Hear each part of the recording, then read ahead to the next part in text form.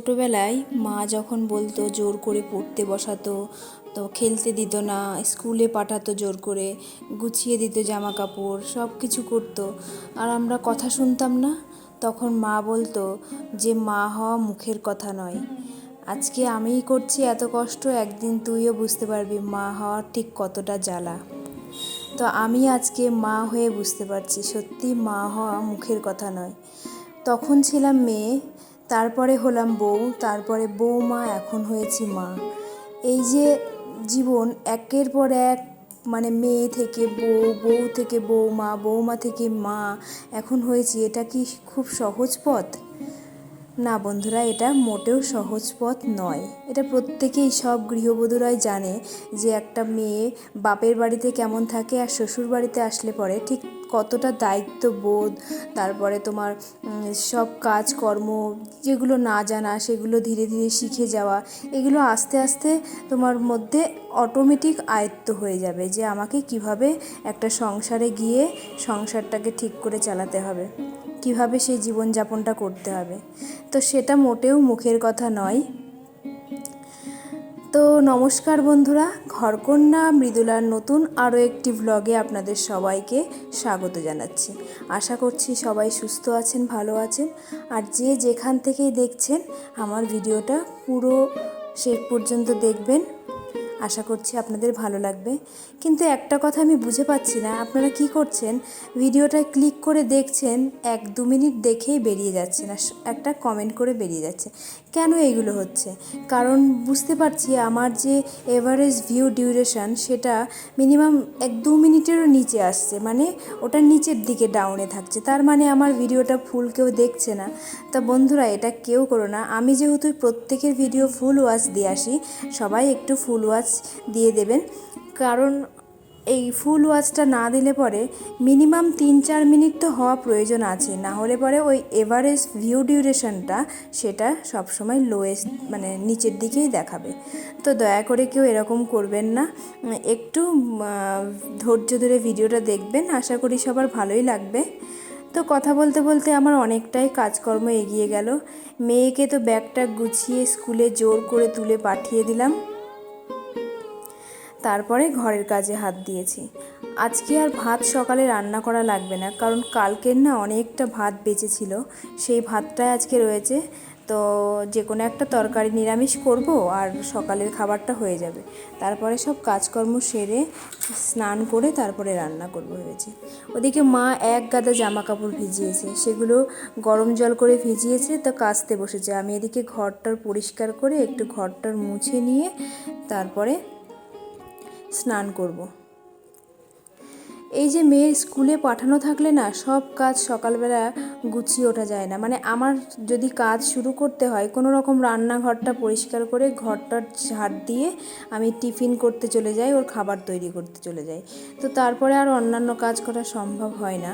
তাই 8টার সময়, মানে ওর স্কুলে চলে যাওয়ার পরে তারপরে আমি একটু কিছুটা টাইম ফ্রি হই, তখন আর বাদবাকি কাজগুলো আর কি সারি, যেমন ঘরটার গোছানো, একটু ঘরটা আবার ঝাড় দিয়ে ঘরটা মোছা। তো মোটামুটি সব কাজ কমপ্লিট করলাম, করে নিয়ে এবার স্নান করে চলে এসেছি ঘরে। এদিকে সোনার বাবাও চলে এসেছে আড়ত থেকে, ও বাড়িতে বাজার টাজার করে নিয়ে এসেছে। আজকে আবার একটু ইলিশ মাছ নিয়ে এসেছে, ইলিশ মাছের ঝোল খাবে সকালবেলা। তো আমি বললাম এখন তো ইলিশ মাছ করতে পারবো না, দুপুরে একবারে রান্না করব, তখন ইলিশ মাছের ঝোলটাই করব। আর বাবার জন্য রান্না বলতে তোমার আলু কচু বড়ি দিয়ে ঝোল করব, আর সকালে ঝিঙে আলুর তরকারি হয়েছে, সেই তরকারিটা আর কি রেখে দেবো, আর পালং শাক করব। তো এদিকে হাতটায় যে কি হলো, আমি যে ক্রিম মাখতে গিয়ে না হাতে শুধু খোঁচা লাগছিলো, তো আমি ভালো করে দেখছিলাম যে কি হচ্ছে হাতে, তার জন্য অনেকটা সময় লেগে গেল। আরও ঘরের ভিতর বসে অনেকক্ষণ দেখছি যে হাতে কোনো কাটা টাটা ফুটেছে নাকি। তো চলুন, আমার স্নান ধান কমপ্লিট, এবার মানে সকালের খাবারটা হয়ে গেছে, তারপরে স্নান করেছি আর কি। তো সেগুলো আর ভিডিওতে দেখানো সম্ভব হয়নি, সব সময় তো আর সব কিছু ভিডিওতে ক্যাপচার করা সম্ভব হয় না, অনেকটা মানে আমাদের যে গৃহবধূ, মানে আমরা যেরকম ঘরের, তা সবাই আমরা একটু হুটোপাটাতেই থাকি, যেটুকু টাইম হয়তো হাতে সময় আছে সেটুকু টাইমে আর কি ক্যামেরাবন্দি করে আপনাদের সামনে তুলে ধরি। তো চলে এসেছি রান্নার কাছে। এই যে ইলিশ মাছের ঝোলটা করব, আলু কচু বেগুন দিয়ে হালকা করে মাছটা ভেজে নিয়েছি। তো ওদিকে রান্না চাপিয়ে দিয়ে আমি আবার একটু জল খাচ্ছি, স্নান করে না গলা টলা শুকিয়ে গেছে। ছাদে সব জামা কাপড় মেলে দিয়ে এসেছি, আজকে একেবারে সব খা রোদ, মানে সব 2 ঘন্টাতে টানা শুকিয়ে যাবে একদম। তো খাওয়া দাওয়ার পরে সেগুলো গোছানো হয়েছিল না, সেগুলো সব গুছিয়ে নিয়ে ঘর বারান্দা সব ঝাড় দিয়ে পরিষ্কার করে নেব। এই যে সোফার কভারটা না কেচে দিয়েছি, তার জন্য আমি একটা চাদর পেতে রেখেছি। সোফাটা না চেঞ্জ করতে হবে, সোফাটা ঠিক নষ্টর দিকে আর কি যাচ্ছে, ভালো নেই। তো ভেবেছি এটা পাল্টে একটা নতুন সোফা নিয়ে আসব। এই দেখুন আমি তরকারিটা কষাতে বসিয়ে দিয়েছি, এবার ওই মাছগুলো দিয়ে ঝোল করব। পালং শাক করেছি নিরামিষ করে, সেটা আগে দেখানো হয়নি, সেটা হয়ে গেছে। এবার মাছের ঝোলটাই শুধু দেখাতে পারলাম। বললাম ওই যে সব সময় আর ক্যামেরাবন্দি সব কিছু করা সম্ভব হয় না, তার জন্যই আর কি তোলা হয়নি।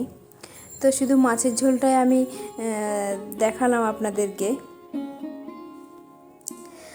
তো আমাদের বাড়িতে আলু কচু বেগুন দিয়ে এই ইলিশ মাছের ঝোল খেতে সবাই বেশ পছন্দ করে, সবাই মোটামুটি ভালোবাসে। তো মাছের কাঁটাগুলো আর রেখে দিলাম, আজকে আর কিছু করলাম না। মাছের মুড়ো 2 পিস ছিল, মাছের মাথাটা সেটাই দিয়েছি ঝোলে, আর কপিস মাছগুলো ছিল সেগুলো দিয়েছি। ছোট ছোট ইলিশ নিয়ে এসেছিল 2খানা, সেটারই ঝোল করছি। তো মোটামুটি এই দেখুন আমার ঝোলটা কমপ্লিটের দিকে একদম, আর খেতেও খুব ভালো হয়েছিল জানেন তো। আলু কচু বেগুনের ঝোলটা না ইলিশ মাছে খুবই ভালো লাগে। আমার অতটা ভাপা ভালো লাগে না, তবে ঝোলটা আমার বেশ ভালো লাগে। আর এই দেখুন আমি সব গ্যাস ট্যাস মুছে, যেহেতু আজকে সকালে ভাত করা হয়নি, তাই শুধু দুপুরেই হবে, মাছ টাছ রান্না করে গ্যাস মুছে পরিষ্কার করে নিয়ে তবে তারপরে ভাত বসালাম। দেখেছেন তো কিভাবে সংসারে একটার পর একটা কাজ গুছিয়ে নিচ্ছি।